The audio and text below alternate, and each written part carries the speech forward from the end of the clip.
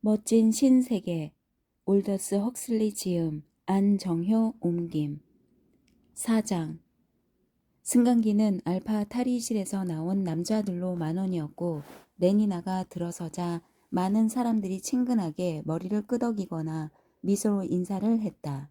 그녀는 인기가 높아서 그들 거의 모두와 한 번씩은 밤을 같이 보낸 적이 있었다. 그들의 인사에 답례를 보내면서 그녀는 모두가 사랑스러운 청년들이라고 생각했다. 매력 있는 청년들이지. 그렇기는 해도 그녀는 조지 에드젤의 귀가 그렇게까지 크지 않았더라면 좋았겠다는 생각이 들었다. 어쩌면 그는 328m에서 부갑상선 주사가 약간 과잉 주입되었는지도 모를 일이었다. 그리고 베니토 후보를 보자. 그녀는 옷을 다 벗은 그의 온몸에 난 무성한 털이 자꾸만 눈앞에 어른거렸다. 베니토의 곱슬거리는 시커먼 털이 생각나서 침울해진 그녀는 시선을 돌렸는데 한쪽 구석에서 버나드 마르크스의 우울한 얼굴과 자그마하고 야윈 모습이 눈에 띄었다. 버나드, 그녀는 그에게로 다가갔다. 당신을 찾던 참이었어요. 그녀의 낭랑한 목소리가 상승 중인 승강기의 나지막한 소음보다 훨씬 크게 울렸다. 무슨 일인가 싶어서 다른 사람들이 그녀에게로 고개를 돌렸다. 우리들이 얘기했던 뉴멕시코 계획에 대해서 당신하고 의논을 좀 하고 싶어서요. 그녀는 입이 딱 벌어진 베니토 후보를 힐끗 곁눈질해 보았다. 그의 놀란 표정이 비위에 거슬렸다.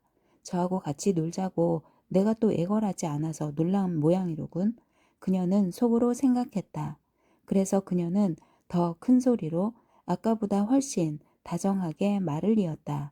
7월에 일주일 동안 당신하고 같이 여행할 생각을 하니 정말 기뻐요. 어쨌든 그녀는 헨리 한 남자에게만 자신이 집착하지 않는다는 사실을 지금 만천하에 공공연하게 증명하고 있는 셈이었다. 아무리 버나드가 한심한 상대이기는 해도 페니가 틀림없이 기뻐할 일이었다. 그러니까 당신이 아직도 나를 가지고 싶은 생각이 있다면 말이에요. 레니나는 지극히 감미롭고도 의미심장한 미소를 그에게 지어 보였다. 버나드의 창백한 얼굴이 화끈 달아올랐다. 도대체 왜 저럴까? 그녀는 의아한 생각이 들었지만 그러면서도 그녀의 매력에 대해 남자가 드러내는 이런 희한한 반응에 마음이 흐뭇했다. 우리 그런 얘기는 어디 다른 곳으로 가서 하는 게 좋지 않을까요? 무척이나 거북해하면서 그가 말을 더듬었다. 마치 내가 무슨 충격적인 얘기라도 한 것처럼 그러네. 레니나는 생각했다. 내가 어머니가 누구냐고 묻거나 뭐 그런 지저분한 농담을 했더라도 저렇게까지 당황할 필요는 없는데. 내 얘긴 이렇게 사람들이 잔뜩 있는 자리에서 그는 너무 혼란스러워서 말문이 막혔다. 레니나의 웃음은 솔직하고 전혀 악의가 없었다. 당신 정말 우스워요. 그를 우습다고 한 레니나의 말은 진심이었다. 당신은 적어도 일주일쯤은 여유를 두고 저한테 연락해 주시겠죠? 그녀는 어조를 바꾸어 말을 이었다. 우린 청색 태평호로 로켓을 타고 가겠죠? 그 로켓이 체링티 타워에서 출발하나요? 아니면 햄프스테드에서 떠나나요? 버나드가 미처 대답도 하기 전에 승강기가 멈춰 섰다. 옥상입니다. 삑삑거리는 듯한 목소리가 외쳤다. 승강기 안내원은 키가 작고 원숭이처럼 생긴 사람으로 엡실론 마이너스 반백치의 제복인 검정색 통옷 차림이었다. 옥상입니다. 안내원이 문을 활짝 열었다. 따스하고 찬란한 오후 햇살이 쏟아져 들어오자 그는 흠칫 놀라 눈을 깜빡였다. 아, 옥상이로군요. 그는 환희하는 듯한 목소리로 되풀이해서 말했다. 그는 마치 어둡고도 숨막히는 몽롱한 상태에서 오랜만에 갑자기 깨어난 듯 즐거워했다. 옥상이라고요.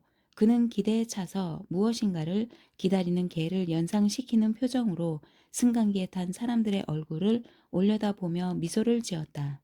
함께 웃고 떠들며 그들은 환한 바깥으로 나섰다. 승강기 안내원은 그들의 뒷모습을 지켜보았다. 옥상인가요? 그는 질문을 하듯 다시 한번 말했다. 그러자 종이 울리더니 승강기의 천장에 달린 확성기가 아주 부드러우면서도 위압적인 목소리로 명령을 내렸다. 내려갑니다. 확성기가 말했다. 내려갑니다. 18층으로 내려갑니다. 내려갑니다. 18층으로 내려갑니다. 내려. 승강기 안내원이 문을 쾅 닫고 단추를 누르고는 윙윙거리기 시작하는 침침한 수직 통로 속으로 그에게 익숙해진 일상적인 몽롱함 속으로 다시 내려갔다. 옥상은 따스하고 눈부셨다. 여름날 오후 지나가는 헬리콥터들의 나지막한 소음은 나른한 졸음을 불러왔고 눈에 보이지는 않았지만 5km쯤 되는 상공에서 빠른 속도로 날아가는 로켓 비행기들이 우르릉대며 내는 묵직한 소음은 아늑한 하늘을 어루만지는 기분을 느끼게 했다. 버나드 마르크스는 심호흡을 했다. 그는 하늘과 둥글고 푸른 지평선을 올려다보고 마침내 레니나의 얼굴로 시선을 돌렸다.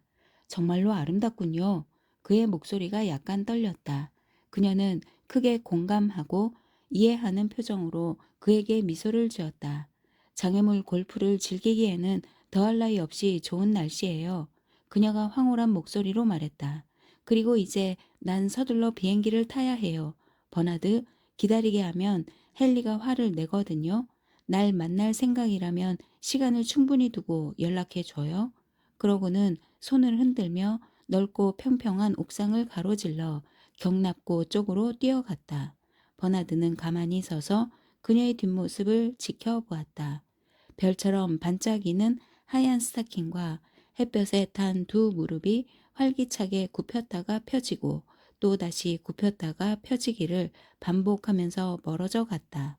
그녀의 짙은 초록색 상의 밑에서는 코듀로이 반바지가 터져 나갈 듯 탐스러운 엉덩이가 부드럽게 실록이며 율동을 했다. 그의 얼굴에 고통스러운 표정이 나타났다. 저 여자가 예쁘다는 건 나도 인정하겠어요. 바로 등 뒤에서 쾌활한 목소리가 큰 소리로 말했다. 버나드는 깜짝 놀라서 뒤를 돌아다 보았다. 베니토 후버의 불그레하고 통통한 얼굴이 그를 내려다보면서 빙그레 웃고 있었는데 예의를 갖추려는 태도가 역력히 드러나는 그런 미소였다. 베니토는 성격이 지나치게 선량하기로 널리 소문이 난 사람이었다. 사람들은 그를 소마라고는 전혀 입에 대지 않고도 한평생을 무난히 살아갈 수 있는 남자라고 말했다. 다른 사람들이 어떻게 해서든지 벗어나려고 길을 쓰는 원한이나 나쁜 감정들은 전혀 그를 괴롭히지 않았다. 베니토에게는 현실이 항상 밝기만 했다. 발랄하기도 하고 그리고 얼마나 대단한가요? 그러더니 어조를 바꾸어서 그가 말을 이었다. 하지만 당신은 무척이나 처량해 보이는군요. 당신 아무래도 소마 한 알이 필요하겠어요. 베니토는 오른쪽 바지 호주머니를 뒤져서 작은 약병을 하나 꺼냈다. 1세제곱 센티미터의 양이면 10가지 침울한 기분이 물러가요. 정말이라고요. 버나드는 갑자기 몸을 돌려 달아나 버렸다. 베니토는 그의 뒷모습을 물끄러미 쳐다보았다. 저 친구는 왜 저럴까? 그는 의아한 생각이 들었으나 저 불쌍한 친구의 대용 혈액에 알코올이 들어갔다는 얘기가 정말인 모양이라고 판단하고는 머리를 설레설레 흔들었다. 아마 두뇌에 영향을 주었나 봐. 그는 소마병을 집어넣고 성호르몬 껌통을 꺼내 한 개를 입속으로 집어넣고는 무엇인가 곰곰이 생각하며 경납고 쪽으로 천천히 걸어갔다. 레니나가 도착했을 때 헨리 포스터는 경납고에서 헬리콥터를 벌써 끌어내고 조종석에 앉아서 기다리던 참이었다. 4분 늦었어요.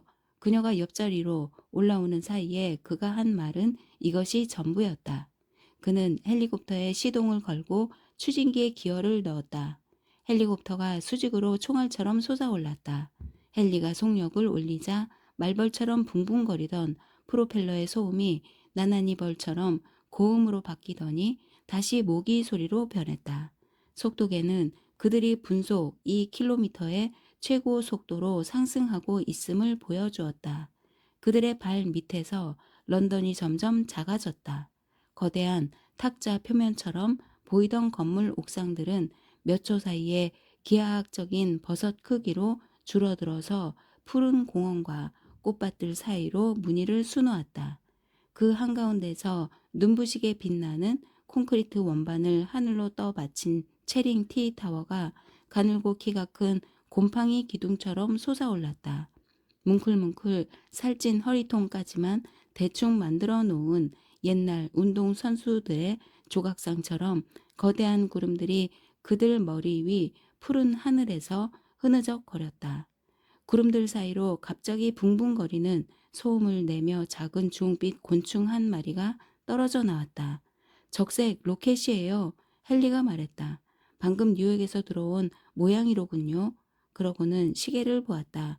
7분 연착했네요. 그는 고개를 저으며 덧붙여 말했다. 대서양의 교통편들 말이에요. 정말로 한심하게 시간을 안 지켜요. 그는 가속기에서 발을 떼었다. 머리 위에서 윙윙거리던 추진기의 소음이 한 옥타브 반쯤 떨어져 다시 나나니벌과 말벌을 거쳐 땅벌로, 떡갈잎, 풍뎅이로, 사슴벌레로 바뀌었다. 헬리콥터가 위로 치솟던 추진력이 늦춰지고 잠깐 동안 그들은 꼼짝도 못하고 공중에 매달려 있었다. 헨리가 조종간을 한 칸 밀자 덜컥 소리가 났다. 처음에는 천천히, 그러다 더 빨리 그들의 눈앞에서 프로펠러가 회전하기 시작하더니 곧 동그란 안개처럼 보였다. 버팀줄에서는 수평으로 날아가는 속도 때문에 바람이 더욱 날카롭게 울렸다. 헨리는 회전계에서 눈을 떼지 않았고 바늘 눈금이 1200에 이르자 헬리콥터 추진기에 기어를 풀었다. 헬리콥터는 자체의 날개판만으로도 충분히 날아갈 만큼 추진력을 얻었다. 레니나는 발밑에 있는 바닥 창문을 통해 아래를 내려다 보았다. 그들은 런던 중심부를 벗어나 위성교회 지역으로 진입해 첫 번째 환영 공원에서 6km 지점의 상공을 날아가고 있었다.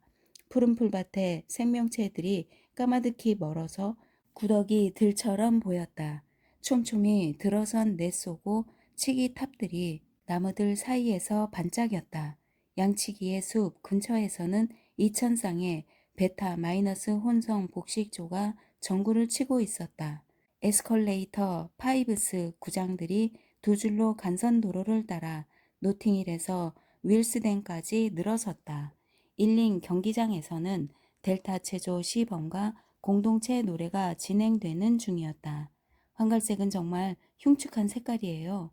레니나가 그녀의 신분 계급이 받은 최면 학습에서 습득한 편견을 드러내며 한마디 했다. 하운슬로 촉감 영화 제작소 건물들은 7.5 헥타르에 걸쳐 자리를 잡고 있었다. 영화사 근처에는 검정과 황갈색 차림의 근로자 대집단이 서부 대로의 지면에 유리를 다시 입히느라 바빴다. 그들이 상공을 비행하는 사이에 밑에서는 거대한 이동 저장고 하나가 용액을 쏟아냈다. 녹은 광석이 도로를 가로질러 눈부신 백열을 뿜으며 줄줄 흘러갔고 지면을 고르는 성면 기계들이 이리저리 돌아다녔다. 저련 살수차의 꽁무니에서는 흰 구름처럼 수증기가 피어올랐다. 브렌트퍼드에서는 텔레비전 회사의 공장이 하나의 작은 도시처럼 보였다. 교대 시간인가 봐요. 레니나가 말했다. 초록빛 감마 여자들과 검정 반백치들이 진딧물과 개미들처럼 입구 주변에 잔뜩 모여 서성거리거나 통근 전차를 타려고 차례를 기다리며 줄지어 서서 기다렸다. 오디빛의 베타 마이너스들은 군중 속에서 오락가락했다. 본부 건물의 옥상은 착륙하거나 떠나가는 헬리콥터들로 분주했다. 정말이에요. 레니나가 말했다. 내가 간마로 태어나지 않은 게 얼마나 다행인지 모르겠어요. 10분 후에 그들은 스토크 포지스에 도착해서 장애물 골프 첫 경기를 시작했다.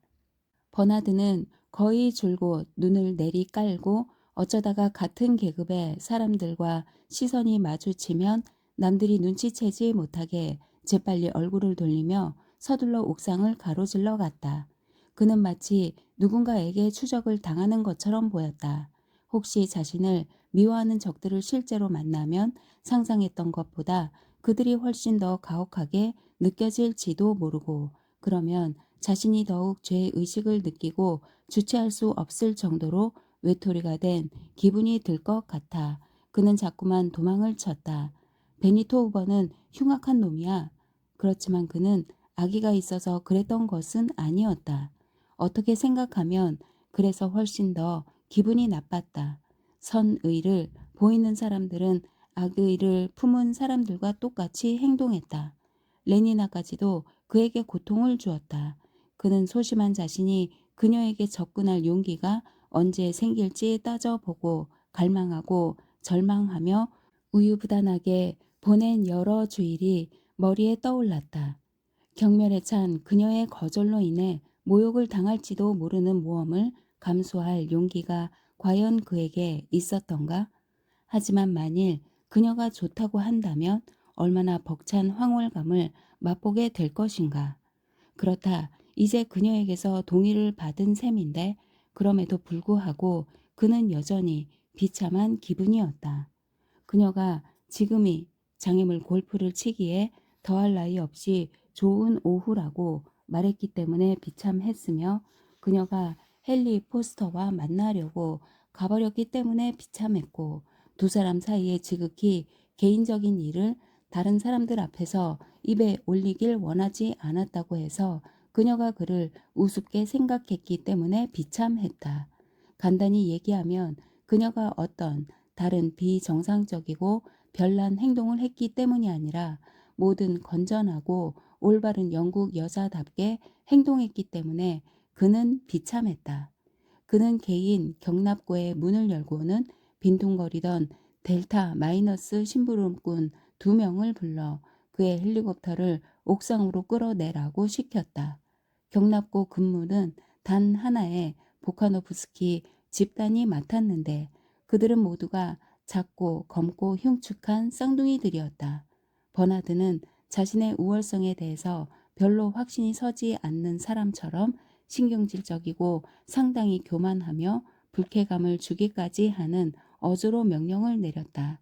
버나드에게는 하급 신분의 사람들을 다루는 일이 무엇보다도 부담스러웠다. 사고란 언제든지 일어나게 마련이어서 그의 대용 혈액에 알코올이 들어갔다는 최근의 소문은 사실일 가능성도 상당히 많았지만 이유야 어쨌든 간에 버나드의 체격은 평균치 감마보다 별로 나을 바가 없었다. 그의 키는 표준 알파보다 8cm가 모자랐으며 몸집이 훨씬 호리호리했다. 하급 신분의 사람들과 접촉할 때면 그는 항상 이런 신체적인 결함을 의식하며 괴로워했다. 나는 이런 남자이고 지금의 내가 싫다는 그의 자아의식은 쓰라린 절망을 안겨주었다. 어느 델타를 만나서 얼굴을 내려다 보는 것이 아니라 같은 높이에서 마주 볼 때마다 그는 수치심을 느꼈다. 과연 상대방이 그의 신분에 맞는 존경심을 느끼며 그를 대할 것인가? 이 질문이 그의 머릿속에서 떠나지 않았다.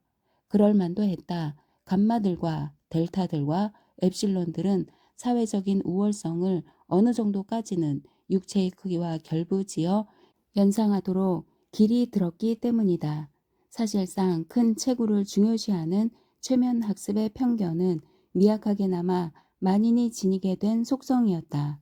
그래서 그가 접근했던 여자들이 그를 보고 웃었으며 그와 동등한 사람들 사이에서는 같은 이유로 짓궂은 농담이 오고 갔다. 조롱은 그를 외톨이 같은 기분이 들게 했고 행동 또한 외톨이처럼 변하게 했다. 이로 인해 그에 대한 편견이 굳어졌고 그의 신체적인 결함으로 야기된 경멸과 적대감은 더욱 심해졌으며 이방인 같다는 그의 인식도 자꾸만 강해졌다. 무시를 당하리라는 만성적인 걱정은 그에게 동등한 계급의 사람들을 회피하게 하고 자기보다 열등한 자들 앞에서는 더 의식적으로 위험을 갖추려고 애쓰게 만들었다. 그가 헨리 포스터와 베니토 후버 같은 남자들을 얼마나 괴로울 만큼 부러워했던가. 엡실론이 명령에 복종하도록 만들기 위해 소리를 지를 필요가 전혀 없는 남자들, 자신의 신분을 당연하다고 생각하는 남자들, 신분 조직 속에서 물 만난 고기처럼 자유롭게 행동하면서 어찌나 자연스러운지 그들 자신이나 그들이 살아가는 환경이 편안하고 즐겁다는 사실을 의식조차 못하는 사람들. 헬리콥터를 옥상으로 끌어내는 쌍둥이 심부름꾼들이 그의 눈에는 마지못해서 태만하게 억지로 지시를 따르는 듯 보였다. 빨리 해. 버나드가 짜증을 부리며 말했다. 한 사람이 그를 힐끗 쳐다보았다.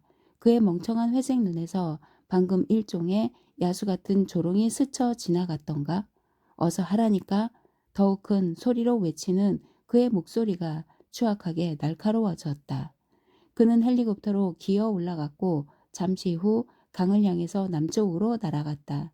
갖가지 선진국들과 감정공학 대학이 플리트가의 60층짜리 건물 하나에 다 들어가 있었다. 지하층과 그 아래쪽 여러 층에는 상류 계급 신문, 라디오 15와 연두색 감마 가제트, 그리고 황갈색 종이의 한 음절짜리 단어로만 이루어진 델타 미러, 이렇게 3대 런던 신문의 인쇄소와 사무실이 자리를 잡았다. 다음에는 텔레비전, 촉감영화, 합성 음향과 음악을 매개체로 삼는 각종 선진국이 22층까지 차지했다. 그 위로는 녹음 작가들과 합성 음악 작곡가들이 세밀한 작업을 하도록 방음 시설을 갖춘 방들과 연구 실험실들이 있었다. 꼭대기 18층에는 감정공학 대학이 들어서 있었다. 버나드는 선전본부의 옥상에 착륙한 다음 헬리콥터에서 내렸다. 헬름 홀츠 왓슨 씨에게 연락해서 버나드 마르크스가 옥상에서 기다린다고 전해. 그는 감마 플러스 짐꾼에게 명령한 뒤 자리를 잡고 앉아 담배에 불을 붙였다. 정갈이 내려왔을 때 헬름 홀츠 왓슨은 글을 쓰고 있었다. 당장 올라가겠다고 전해. 그가 말하고는 전화를 끊었다. 그러더니 비서에게로 돌아서서 내 물건들을 치워줘요 라고 변함없이 사무적이고 냉정한 어조로 말했다. 헬름 홀츠는 여비사의 환한 미소를 무시하고 몸을 일으켜 활기차게 문으로 걸어갔다. 그는 몸집이 건장한 남자였으며 두툼한 가슴에 어깨가 딱 벌어졌고 체구가 육중하면서도 동작은 탄력성 있게 빠르고 민첩했다.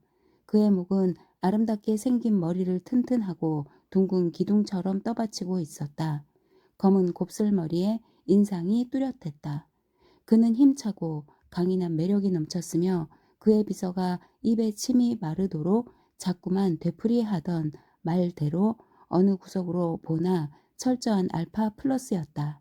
그의 직업은 감정공학 대학의 문예 창작과 강사였으며 교육활동을 하는 틈틈이 감정공학자로 일했다.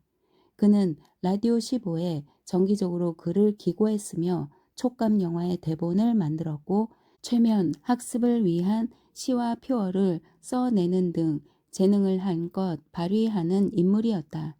유능함이 그에게 내린 상관들의 일관된 평가였다.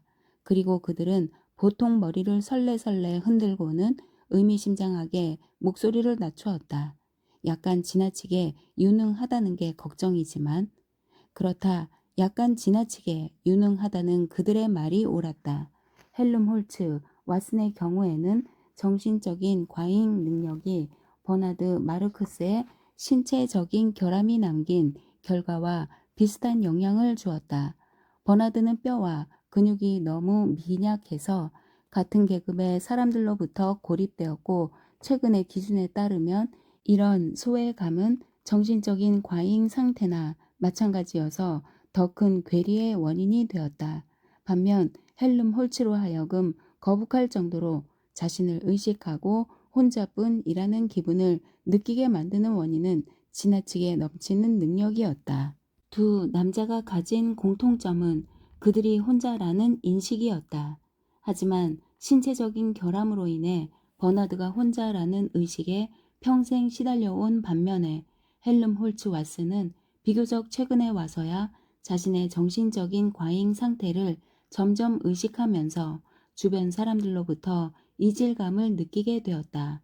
에스컬레이터 스쿼시 공놀이의 명수이자 4년도 안 되는 사이에 640명의 다른 여자들을 섭렵했다고 소문이 날 정도로 지칠 줄 모르는 호색가였고, 위원회의 우수한 회원이며 사람들과 지극히 잘 어울리는 이 남자는 운동과 여자와 단체 활동 따위가 그의 인생에서 최고의 가치가 아니라는 인식을 갑작스럽게 깨달았다. 마음속 깊은 곳에서 그는 다른 무엇인가를 추구했다. 하지만 그것이 무엇일까? 무엇일까? 이 문제를 놓고 그와 의논하기 위해 버나드가 찾아온 것인데, 의논이라고는 하지만 얘기는 항상 헬름홀츠가 도우 맡아서 했기 때문에 사실 그는 친구의 주장을 들어주기만 하려고 찾아왔다는 표현이 더 정확하겠다. 헬름홀츠가 승강기에서 내리려는데 합성 목소리 선진국 소속의 매혹적인 새 여자가 미리 나와서 기다리다가 앞을 가로막았다. 아, 사랑하는 헬름홀츠, 우리들하고 엑스모어로 가서 저녁 식사나 같이 해요. 여자들이 애걸하며 그에게 매달렸다. 그는 고개를 저으며 그들을 밀치고 지나갔다. 싫어요, 싫어요. 우린 다른 남자는 한 명도 초청하지 않을 거예요. 하지만 헬름홀츠는 이런 즐거운 유혹에도 불구하고 계속 요지부동이었다. 싫어요. 그가 되풀이해서 말했다. 난 바빠요. 그리고 그는 고집스럽게 나아갔다. 여자들이 그의 뒤를 따라갔으나 그가 버나드의 헬리콥터로 올라가 문을 쾅 닫은 다음에야 그들은 추적을 포기했다. 물론 잔소리가 뒤따르기는 했지만 여자들은 골치 아파요. 헬리콥터가 공중으로 솟아오르는 사이에 그가 말했다. 여자들이 지겨워요. 그리고 그는 고개를 저으며 얼굴을 찡그렸다. 너무나 한심해요. 버나드는 겉으론 그렇다고 동의했지만 그런 말을 하면서도 그는 헬름홀츠처럼 별로 힘들이지 않고 그렇게 많은 여자들을 손에 넣을 수 있으면 정말로 좋겠다고 생각했다. 그는 갑자기 자랑을 하고 싶은 강렬한 욕구를 느꼈다. 난 레니나를 데리고 뉴멕시코에 가기로 했어요. 그는 최대한 느긋하고 자연스러운 어조로 말했다. 그런가요? 전혀 관심이 없다는 태도로 헬름홀츠가 말했다. 그러더니 잠깐 침묵을 지킨 다음에 말을 이었다. 지난 한두 주일 동안에 나는 내가 접촉하던 위원회와 여자들의 숫자를 줄여왔어요. 그걸 가지고 대학에서 얼마나 야단들이었는지 당신은 상상도 못할 거예요. 그래도 그럴 만한 가치는 충분했어요. 그 결과로 그가 머뭇거렸다.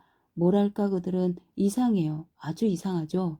육체적인 결함은 일종의 정신적인 과잉을 유발시킨다. 같은 과정이 역으로 작용하는 경우도 가능한 듯했다.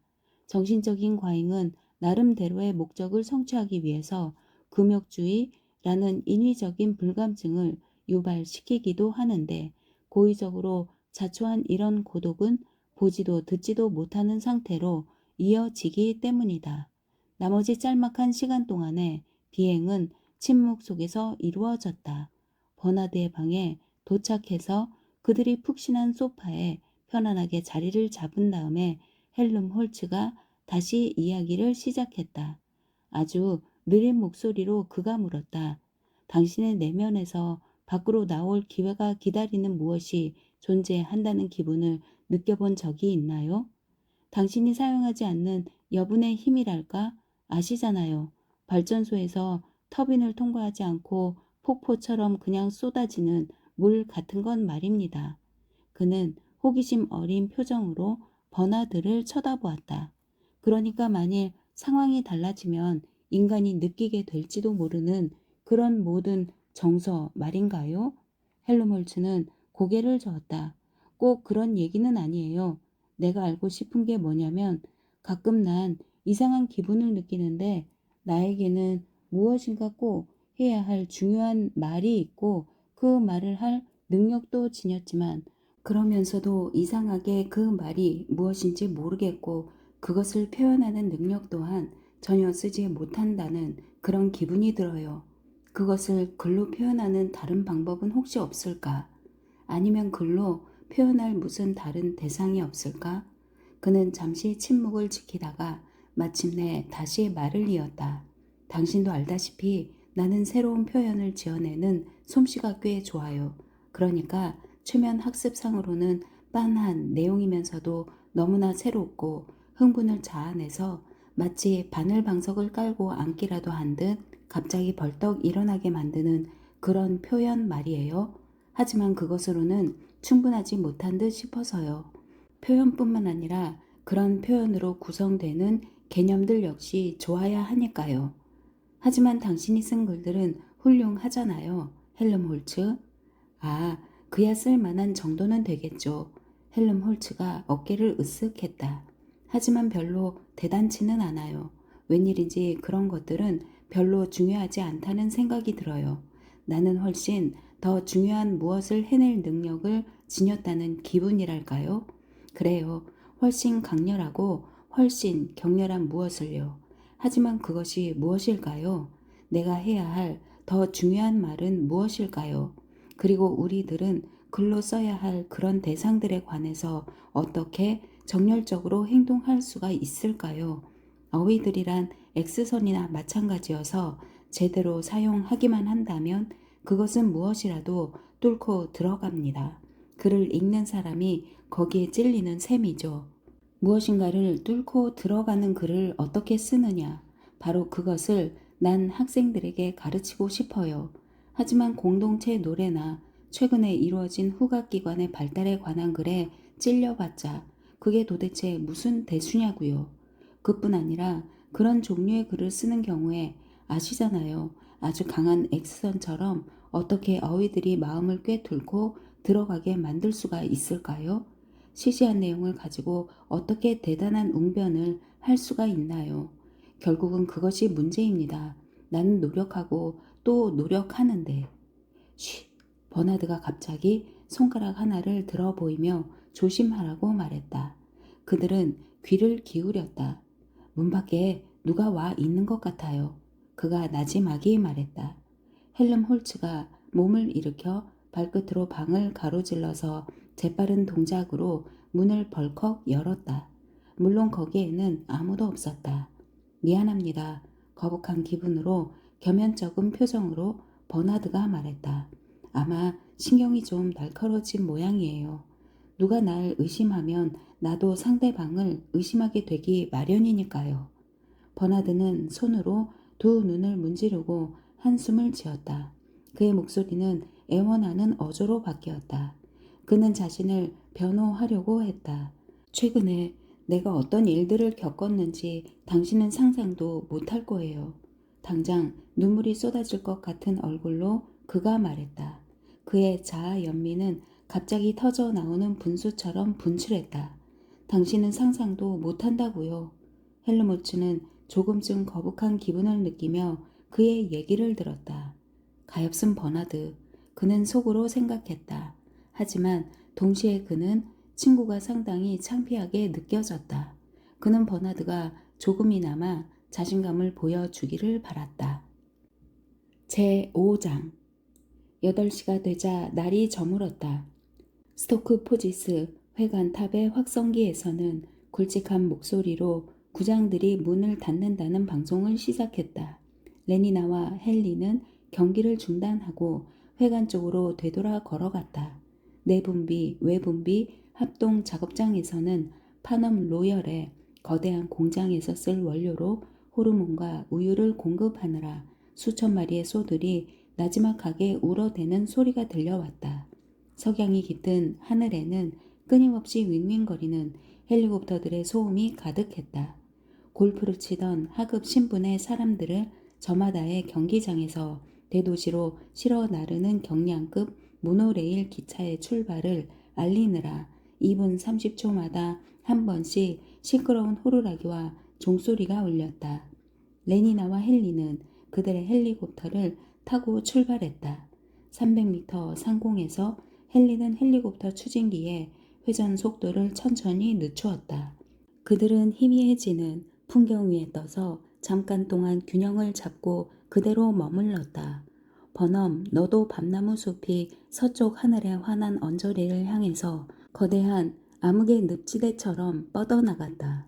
지평선에서는 진홍빛이던 마지막 석양이 위로 올라가면서 주황빛으로 바뀌더니 노랑을 거쳐 물처럼 연한 초록빛으로 점점 엷어졌다. 북쪽으로는 나무들 너머로 20층에 달하는 내분비, 외분비 공장의 모든 창문이 강렬하고 눈부신 전기 불빛을 휘황찬란하게 쏟아냈다. 그 아래쪽에는 골프클럽 건물들이 자리를 잡아서 가운데를 막아 갈라놓은 벽의 한쪽에는 하급 신분을 위한 커다란 막사들, 그리고 다른 쪽에는 알파와 베타 회원들을 위해서 보다 작은 건물들을 따로 배정해 놓았다. 모노레일, 정거장으로 접근하는 길들은 낮은 신분의 사람들이 개미처럼 새까맣게 모여들어 분주히 돌아다니느라 부산해 보였다. 유리로 된 둥근 지붕 밑으로 불을 환하게 밝힌 기차 한 대가 튀어나왔다. 어두운 평원을 가로질러 남동쪽으로 달리는 기차를 쫓아가던 그들의 시선은 슬라우 화정터에 이르렀다. 야간 비행의 안전을 위해서 화정터의 높다란 굴뚝에는 4개의 투광 조명등이 설치돼 있으며 꼭대기에는 진홍빛 위험 신호 표지 등을 달아놓았다. 화장터는 이정표 노릇을 했다. 왜 굴뚝마다 저렇게 발코니 같은 걸 둘러놓았나요? 렌이 나가 물었다. 인을 회수하기 위해서죠. 헨리가 지극히 간결하게 설명했다. 굴뚝을 따라 올라가는 사이에 가스는 4차례 개별적인 처리 과정을 거쳐요. 전에는 사람을 화장시킬 때마다 오사나인이 대기 중에 그냥 날아가서 순환되지 않았지만 이제는 98% 이상 회수합니다.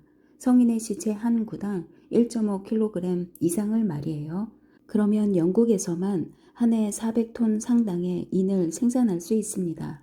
그것이 마치 자신이 이루어 놓은 업적 얘기라도 한 듯 진심으로 즐거워하며 헨리는 행복한 자부심을 드러냈다. 죽은 다음에도 우리들이 계속해서 사회적으로 쓸모가 있다는 생각을 하면 기분이 좋아요. 식물들을 자라게 해주니까요. 그러는 사이에 레니나는 시선을 돌려 수직으로 아래쪽에 아득하게 위치한 모노레일 정거장을 내려다보았다. 좋은 일이죠. 그녀가 동의했다. 하지만 알파들과 베타들이라고 해서 저 아래 지저분하고 하찮은 감마들이나 델타들, 엡실론들보다 식물이 조금이라도 더 잘 자라도록 하지 못한다는 걸 생각하면 기분이 묘해져요. 모든 인간은 물리화학적으로 평등하기 때문이죠. 헨리가 단호하게 말했다. 그뿐 아니라 엡실론들까지도 없어서는 안 될 존재들입니다. 엡실론들까지도 말이죠. 레니나는 학교를 다니던 어린 소녀였을 때 한밤중에 잠에서 깨어났던 기억이 갑자기 머릿속에 떠올랐다. 그녀는 밤마다 잠을 자는 동안 은은하게 들려오던 속삭임을 그날 밤 처음 맑은 정신으로 똑똑히 들었다. 여느 때처럼 방안을 비추는 달빛과 줄지어 늘어선 작고 하얀 침대들이 다시 보였고 매일 밤새도록 수없이 반복돼서 잊힐 리도 없거니와 사실상 잊힐 수도 없는 귀에 익은 어휘들을 그대로 되풀이하는 나지막하고도 나지막한 목소리가 들렸다. 모든 사람은 다른 모든 사람을 위해서 일합니다. 우리는 누구 하나라도 없으면 살아갈 수가 없습니다. 엡실론들까지도 쓸모가 있습니다. 우리는 엡실론들이 없으면 살아갈 수가 없습니다. 모든 사람은 다른 모든 사람을 위해서 일합니다. 우리는 누구 하나라도 없으면 살아갈 수가. 레니나는 그날 밤 처음으로 느꼈던 공포와 놀라움의 충격을 떠올렸다. 그리고 반시간 동안 멍하니 깨어있다가 끝없이 반복되던 어휘들의 최면이 걸려 서서히 마음이 가라앉고 점점 편안하고 차분해지더니 슬그머니 잠이 찾아오던 순간을 기억했다. 내 생각에 엡실론들은 자기가 엡실론이 되었다는 걸 조금도 개의치 않는 모양이에요. 그녀가 정신을 가다듬고 말했다. 물론 개의치 않죠. 그럴 리가 있겠어요? 그들은 다른 신분이 되면 어떻게 되는지 알지도 못하는데요. 우리들이라면 물론 못마땅해 하겠지만요. 하지만 우리들은 다른 습성 훈련을 받았잖아요. 그뿐 아니라 우리들은 조상도 달라요. 난 내가 엡실론이 아니어서 기뻐요. 레니나가 확신을 얻었다는 듯 자신만만하게 말했다. 그리고 만일 당신이 엡실론이라면 당신이 받은 조건반사 습성 훈련 때문에 자신이 베타나 알파가 아니라는 데 대해서 마찬가지로 감사하게 생각했을 거예요. 헨리가 말했다. 그는 전진 프로펠러에 기어를 넣고 헬리콥터를 런던 쪽으로 몰았다. 그들 뒤에 서쪽에서는 진홍빛과 주황빛 노을이 거의 다 사라지고 시꺼먼 구름 기둥들이 절벽을 타는 것처럼 하늘 꼭대기를 향해 기어 올라갔다. 화장터 위로 날아가자 헬리콥터는 굴뚝들에서 뿜어져 나오는 뜨거운 공기 기둥에 밀려 위로 껑충 날아올랐고 공기가 차가운 지역으로 들어서자 갑자기 다시 떨어졌다. 정말로 기막힌 고개로군요. 레니나가 유쾌하게 웃었다. 하지만 헨리의 어조는 비록 잠깐 동안이었으나 우울한 분위기로 바뀌었다. 헬리콥터가 왜 고개를 부렸는지 알아요? 그가 말했다. 그건 어떤 인간이 마지막으로 확실하게 사라지면서 만들어낸 가스 때문이었어요. 한 차례 거세게 뿜어나오는 뜨거운 바람이 되어 올라가 사라지는 인간 말입니다. 그것이 누구였는지 여자인지 남자인지 알파인지 엡실론인지 그걸 알면 기분이 묘해질 거예요. 그는 한숨을 쉬었다. 그러더니 단호하고도 쾌활한 목소리로 결론을 지었다. 어쨌든 한 가지 분명한 사실은 그가 누구였든지 간에 살아있을 때는 행복했으리라는 점이죠. 지금은 누구나 행복하니까요. 그래요. 지금은 누구나 다 행복하죠. 레니나가 맞장구를 쳤다. 매일 밤 150번씩 반복되는 이 말을 그들은 12년 동안 들어왔다. 헨리가 거주하는 웨스트민스터의 40층짜리 아파트 옥상에 내린 그들은 곧장 식당으로 내려갔다. 그들은 시끄럽고 유쾌한 사람들과 함께 그곳에서 기막힌 식사를 즐겼다. 커피와 함께 소마가 나왔다. 레니나는 반그램짜리 2개를 그리고 헨리는 3개를 먹었다. 9시 20분에 그들은 길을 건너 새로 문을 연 웨스트민스터 대사원 무도장으로 갔다. 구름이 거의 끼지 않고 달도 뜨지 않아 별이 총총한 밤이었지만 전체적으로 따지면 우울한 이런 분위기를 레니나와 헨리는 다행히 의식하지 못했다. 공중에 설치한 전기 간판들이 바깥의 어두운 하늘을 효과적으로 차단했기 때문이다. 신축한 대사원 건물의 정면에서 켈빈 스토프스와 16인의 색소폰 연주자들이라는 거대한 글자들이 손짓에 유혹하듯 반짝거렸다. 런던 최고의 향기와 빛깔 풍금, 최신 합성 음악 총동원. 그들은 안으로 들어갔다. 실내 공기가 뜨거운 듯했고 용연향과 백단향, 냄새로 숨이 막힐 지경이었다. 연회장의 둥근 지붕 천장에는 빛깔 풍금이 어느새 열대의 석양을 그려내기 시작했다. 16인의 색소폰 연주자들은 옛날에 인기가 높았던 귀엽고 작은 내 병유리병보다 좋은 유리병은 세상에 없다네를 연주했다. 사백상에 남녀가 윤을 낸 무도장에 둘러서서 5박자의 춤을 추었다.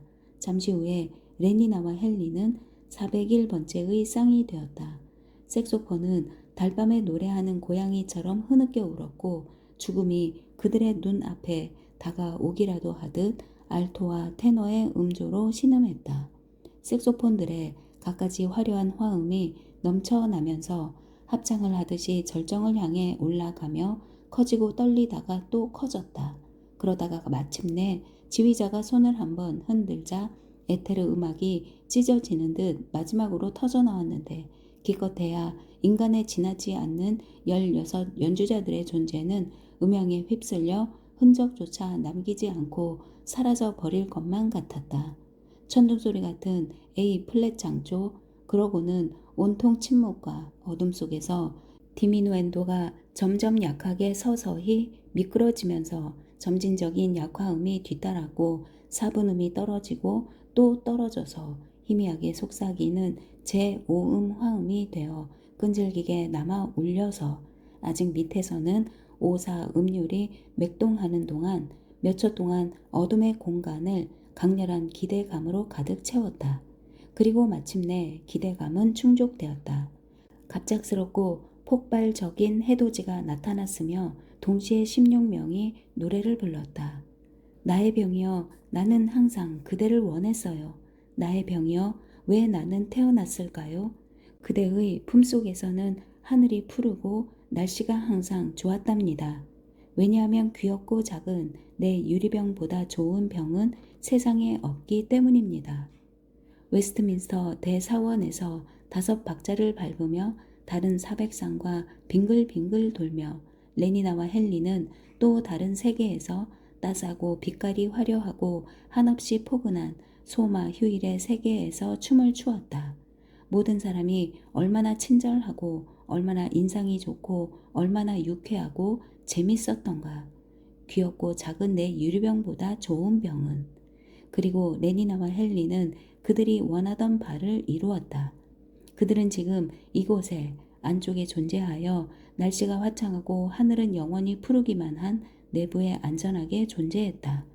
이윽고 지친 16명이 색소폰을 내려놓았고 합성 음악 기계가 멜사스풍의 느린 블루스 최신곡을 틀어주는 동안 그들은 대용 혈액이 담긴 병 속의 바다에서 파도에 실려 함께 부드럽게 출렁이는 쌍둥이 태아라도 된 기분이었다. 안녕히 가세요. 다정한 친구들이여.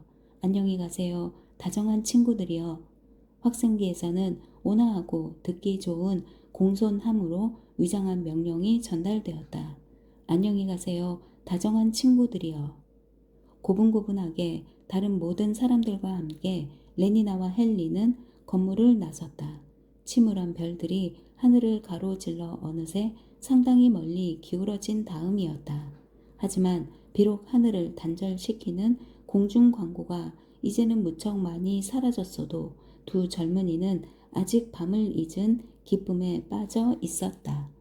문을 닫기 반시간 전에 복용한 두 번째 소마는 싫지 않은 세상과 그들의 이성 사이에 뚫을 수 없는 벽을 쌓아 올렸다.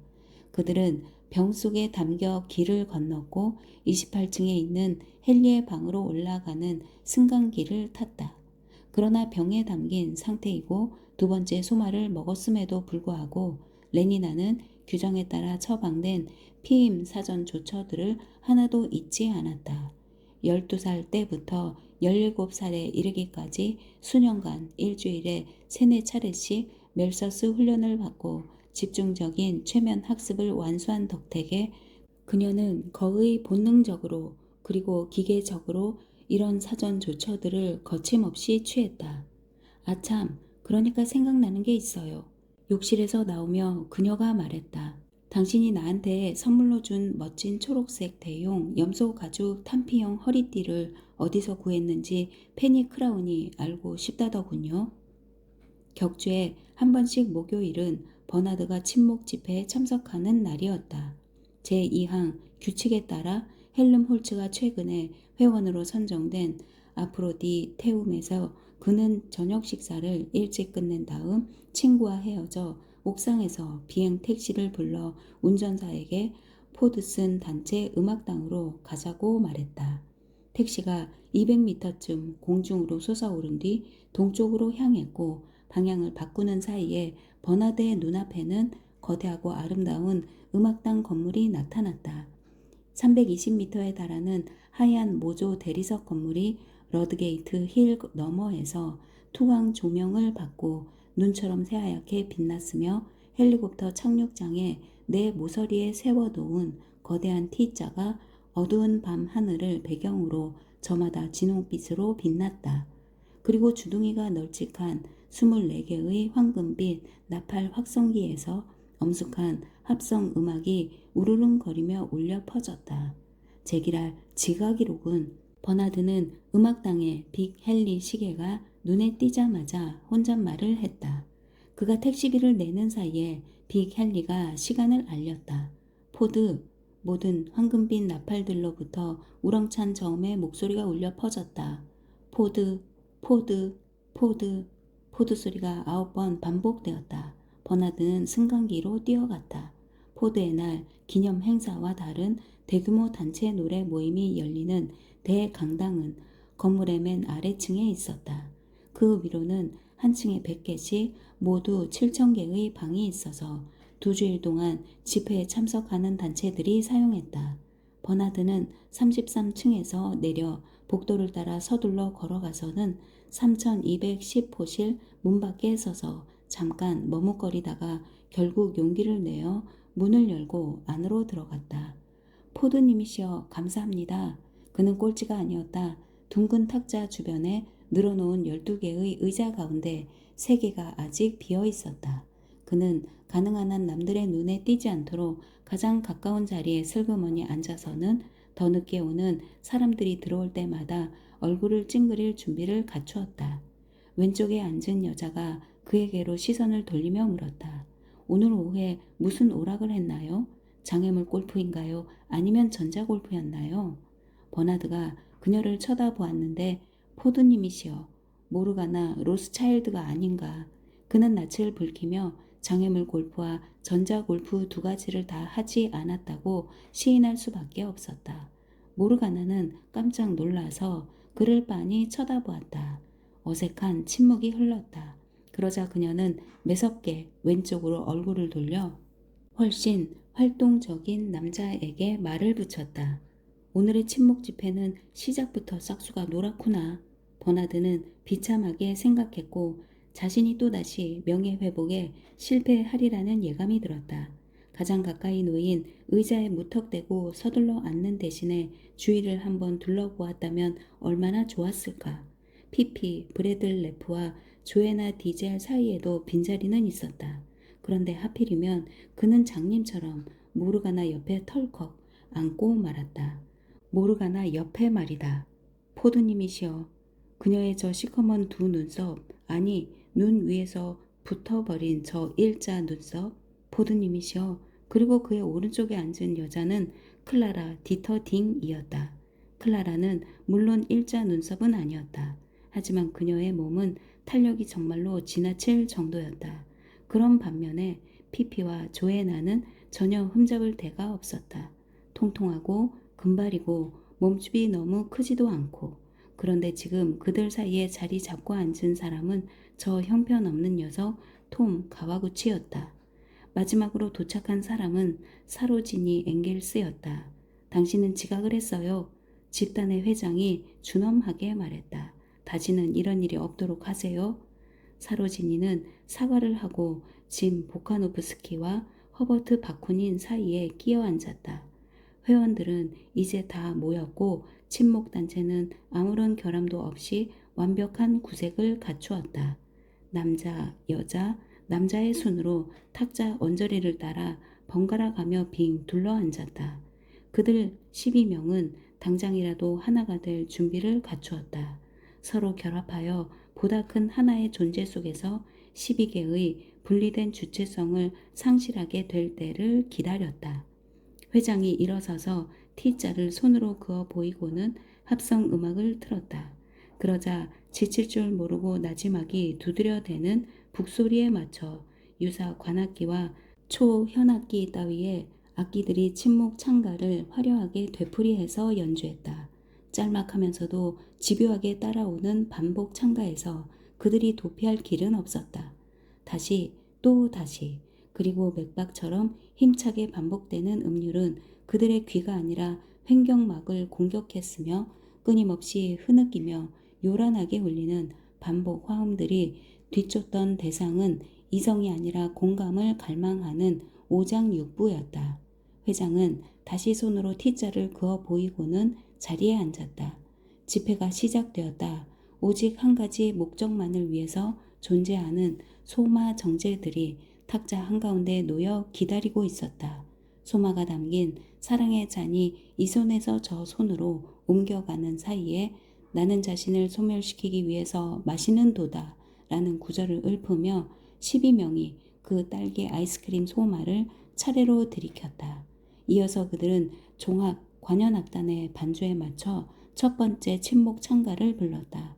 포드님이시여, 우리들은 12사람, 오 하나로 만드소서. 사회의 강을 이루는 물방울들처럼 하나로 만드소서. 오 우리들이 함께 흐르도록 하소서. 그대의 번쩍거리는 플리버 자동차처럼. 열망이 넘치는 12소절의 노래. 그러고는 사랑의 잔이 두 번째로 한 바퀴 돌았다. 이제는 보다 위대한 존재를 위해서 나는 마시는도다 라는 구절을 읊어야 할 차례였다. 모두들 마셨다. 지칠 줄 모르고 음악이 연주되었다. 북들이 울렸다. 녹아내린 오장육부 속에서 집요한 화음들이 소리치고 울려댔다. 그들은 두 번째 침묵 찬가를 불렀다. 오라, 더욱 위대한 존재여, 사회의 친구여, 하나 속에서 12이 소멸되도다. 우리들은 죽기를 갈망하도다. 종말이 오면 보다 큰 삶이 시작될지니. 또다시 12소절의 노래. 이번에는 소마가 효과를 나타내기 시작했다. 그들의 눈이 빛나고 뺨이 발갛게 상기되고 넘치는 자비의 빛이 행복하고 다정한 미소와 더불어 모든 얼굴에서 발산되었다. 버나드까지도 자신이 조금씩 녹아내린 기분을 느꼈다. 모르가나 로스차일드가 그에게로 얼굴을 돌리고 미소를 지었을 때 그는 아주 미소를 지어주려고 최선을 다했다. 하지만 눈썹이 둘이면서도 하나인 그 시커먼 일자 눈썹이 슬프게도 아직 그대로였으며 아무리 애를 써도 그는 그녀의 눈썹을 무시할 수가 없었다. 아직 완전히 녹아내리지 못했기 때문이다. 만약 그가 피피와 조에나 사이에 앉았더라면. 세 번째로 사랑의 잔이 한 바퀴 돌았다. 이번 예식을 시작하는 차례가 된 모르가나 로스차일드가 선창했다. 나는 눈앞에 닥친 그분의 강림을 위해서 마시는도다. 환희에 찬 그녀의 어조는 힘이 넘쳤다. 그녀는 소마를 마신 다음에 잔을 버나드에게 넘겨주었다. 나는 눈앞에 닥친 그분의 강림을 위해서 마시는도다. 그가 강림이 눈앞에 닥쳤다는 기분을 느끼려는 진지한 시도를 과시하며 되풀이해서 말했다. 하지만 일자 눈썹이 계속해서 그를 끈질기게 물고 늘어져 그에게는 강림이 까마득히 멀게만 느껴졌다. 그는 마시고 나서 잔을 클라라 디터딩에게 건네주었다. 또 실패할 거야. 그는 속으로 생각했다. 그렇게 될 게 확실해. 하지만 그는 계속해서 미소를 지으려고 최선을 다했다. 사랑의 잔이 한 바퀴를 다 돌았다.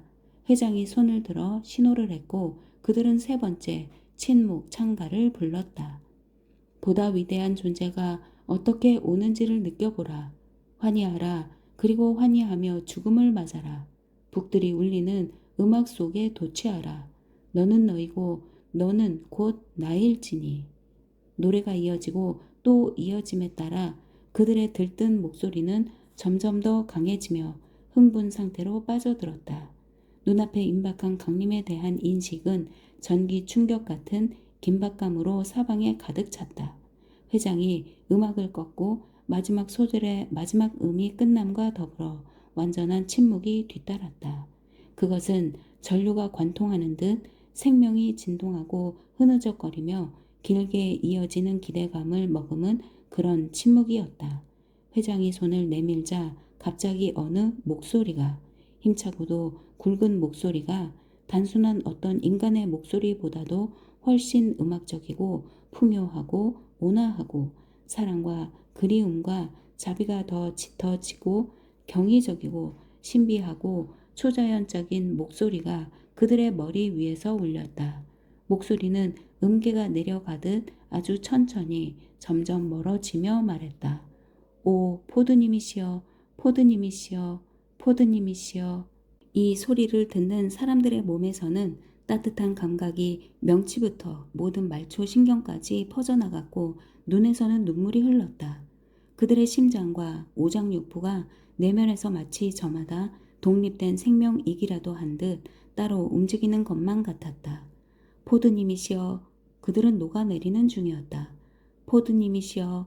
붕괴되고 또 붕괴되고 그러더니 갑자기 목소리가 모두 깜짝 놀랄 만큼 달라진 어조로 귀를 기울이시오 라고 외쳤다. 들으시오.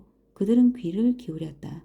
잠깐 침묵이 흐른 뒤에 목소리가 귓속말처럼 나지막해졌지만 그것은 어떤 우렁찬 함성보다도 훨씬 폐부를 찌르는 그런 귓속말이었다. 보다 위대한 존재의 두 발이 다가옵니다. 목소리가 다시 되풀이해서 말했다. 보다 위대한 존재의 두 발이 층계에 이르렀습니다. 그리고 또 다시 침묵이 흘렀다. 잠시 풀어졌던 기대감이 다시금 살아나며 더욱 팽팽해졌는데 어찌나 팽팽한지 거의 끊어질 지경에 이르렀다. 보다 위대한 존재의 발소리를, 그들은 발걸음 소리를 들었고 조용히 층계를 내려오는 소리, 눈에 보이지 않는 층계를 내려오며 점점 더 가까워지는 발소리를 들었다. 보다 위대한 존재의 발걸음 소리, 그리고 갑자기 폭발 단계에 이르렀다. 모르가나 로스차일드가 벌떡 일어섰는데 그녀의 몽롱한 눈은 허공을 응시했고 입이 저절로 벌어졌다. 내 귀에는 그분의 소리가 들려요. 그녀가 소리쳤다. 나한테는 그분의 소리가 들려요. 그분이 오세요. 사로지니 앵겔스가 소리쳤다. 그래요, 그분이 오세요. 나는 그분의 소리가 들려요. 피피 브래들레프와 톰 가와구치가 동시에 벌떡 일어섰다. 오, 조에나의 간증은 무슨 뜻인지 불확실했다. 그분이 오십니다. 짐 보카노프스키가 소리쳤다. 회장이 몸을 앞으로 내밀었다. 그의 손놀림 한 번으로 심벌주와 관악기가 황홀하게 울리기 시작했으며 북소리가 열병처럼 정신없이 둥둥 울렸다. 오, 그분이 오십니다. 클라라 디터딩이 비명을 질렀다. 아이에, 마치 목이 잘려나가기라도 하는 듯한 비명이었다. 자신도 무엇인가 해야 할 때가 되었다는 기분이 들어서 버나드 역시 벌떡 일어나 소리쳤다. 그분이 오시는 소리가 내 귀에도 들립니다. 그분이 오십니다. 하지만 그것은 사실이 아니었다. 그는 아무 소리도 듣지 못했고 그에게는 아무도 찾아오지 않았다. 아무리 음악이 울리고 흥분된 분위기가 고조되어도 그를 찾아오는 사람은 없었다. 하지만 그는 일부러 두 팔을 휘젓고 어느 누구 못지않게 고함을 질렀다. 다른 사람들이 몸을 흔들고 발을 구르며 춤추기 시작하자 그도 역시 몸을 흔들고 춤을 추었다. 저마다 앞에서 춤추는 사람의 엉덩이에 두 손을 얹고 원을 그려 행진하며 빙빙 돌았다. 빙빙 돌고 또 돌면서 똑같은 소리를 동시에 외치고 음악의 박자에 맞춰 발을 구르고 앞사람의 엉덩이를 두 손으로 두드렸다. 12쌍의 손들이 하나처럼 일사불란하게 두드렸고 하나처럼 12 엉덩이가 철썩철썩 소리를 냈다. 12이 하나로, 12이 하나로. 나는 그분의 소리가 들려요. 나는 그분이 오시는 소리가 들려요. 음악이 빨라지자 발을 움직이는 박자가 점점 더 빨라지고 손의 율동도 더 빨라졌다. 그리고 저음의 합성 음향들이 한꺼번에 우렁차게 울려 나왔는데 무궁한 단결과 속죄의 순간이 가까웠음을 선포하고 12이 하나가 되는 순간이 강림한다고 외치며 보다 위대한 존재의 출현을 힘차게 알렸다. 흥겹고도 흥겹구나. 나지막한 음성들이 노래하는 동안 북들이 열광적으로 계속해서 울려댔다. 흥겹고도 흥겹구나. 포도님과 즐거움. 여자들에게 입을 맞추며 하나가 될지어다. 여자들과 하나가 된 남자들은 평화로우니 흥겨운 만남은 해방감을 주도다. 흥겹고도 흥겹구나. 춤추는 사람들은 기도문처럼 후렴을 따라 읊었다. 흥겹고도 흥겹구나. 포도님과 즐거움. 여자들에게 입을 맞추며 그들이 노래를 부르는 사이에 불빛들이 서서히 어두워지기 시작했다. 어두워지면서 동시에 점점 은은하게 따뜻해지고 풍요로워지고 붉어졌다. 그러다가 결국 그들은 태아 저장고 같은 진홍빛 침침한 조명 속에서 춤을 추게 되었다. 흥겹고도 흥겹구나. 사람들은 태아 때의 핏빛 속에서 얼마 동안 계속 빙빙 돌고 그칠 줄 모르는 율동에 맞춰 두드리고 또 두드렸다. 흥겹고도 흥겹구나. 이윽고 동그라미 대형이 흔들려 무너지고 부분적으로 와해되더니 동그라미를 둘러싼 다른 동그라미처럼 탁자와 그 주변에 위성처럼 늘어선 의자들을 다시 바깥에서 둥글게 에워싼 긴 의자들 위로 그들이 쓰러졌다. 흥겹고도 흥겹구나. 부드럽게 저음의 목소리가 흥얼거리고 노래했다. 춤을 추다가 이제는 엎드렸거나 모로 누운 사람들 위에서 침침한 붉은 빛이 마치 거대하고 시커먼 비둘기처럼 자비롭게 굽어보며 선회하는 것 같았다. 그들이 옥상으로 올라가기 직전에 빅 헨리가 11시를 알렸다. 밤은 평온하고 따스했다. 멋지지 않았어요? 피피가 말했다. 정말 기막히지 않았어요? 그녀는 황홀한 표정으로 버나드를 쳐다보았다. 그러나 마음의 동요나 흥분은 흔적조차 없는 상태였다. 흥분 상태는 아직 만족하지 못했음을 의미하기 때문이다. 그녀의 황홀감은 단순히 공허한 포만감과 허망함이 아니었으니 그것은 균형을 이룬 삶, 안식과 안정의 활력, 그리고 성취감이 가져다준 차분한 황홀경이었다. 그것은 생동하는 풍요와 평화였다. 왜냐하면 침묵 집회는 빼앗기만 하는 게 아니라 베풀기도 하며 고갈시키는 것도 다시금 보충하기 위해서였기 때문이다. 그녀는 충만하고 완전해졌고 그녀 자신을 초월한 경지에 이르렀다. 당신은 좋지 않았어요? 초현실적으로 빛나는 눈으로 버나드의 얼굴을 살피면서 그녀가 끈질기게 물었다. 그래요. 나도 좋았습니다. 그는 거짓말을 하고 시선을 돌렸는데 찬란해진 그녀의 얼굴이 그의 고립 상태를 비난하면서도 냉소적으로 상기시키는 것 같았기 때문이다. 그는 집회가 시작되었을 때 못지않게 지금도 비참할 만큼 격리된 상태였다. 그는 다시금 충족되지 못한 공허함과 죽어버린 포만감으로 인해 더 고립되고 말았다.